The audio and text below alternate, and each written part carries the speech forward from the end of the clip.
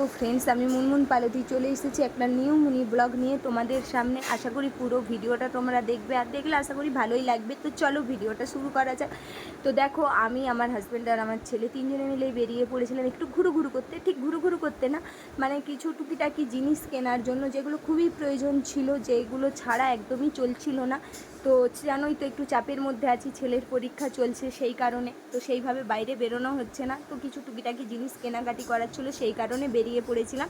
তো প্রথমেই আমরা শ্যামাশ্রী যুগছন্দমে গিয়েছিলাম। ছেলের একটা স্কুলে পরীক্ষা চলছে বলে বোর্ড নেওয়ার জন্য, আগের বোর্ডটা নষ্ট হয়ে গিয়েছিলো। তো ওখান থেকে বেরিয়ে আমি ময়দান মার্কেট চলে গেলাম। আর দেখো, এই যে ময়দান মার্কেটে এটা একটা বড় দোকান, এখানে সমস্ত কিছু পাওয়া যায়, সার্ফ সাবান তেল যা লাগে, মাসকাবারি একদম। তারপরে মেয়েদের কিছু সাজের জিনিস, ক্রিম, নেল পালিশ সব কিছুই এই দোকানটাতে, নেল পালিশ, লিপস্টিক, টিপের পাতা সমস্ত কিছুই পাওয়া যায়। তো ওখান থেকে বেরিয়ে সোজা চলে গিয়েছিলাম আমরা জামা দোকানে। ছেলের স্কুল ড্রেসের জামা ছোট হয়ে গিয়েছিল, ওটা নেওয়ার জন্য। তো এই যে দেখো, ফাইনালি নিয়ে নিলাম। তো যাই হোক, নিয়ে ওখান থেকে বেরিয়ে গিয়েছিলাম। যেটা আমার খুবই প্রয়োজন ছিল লিপস্টিক।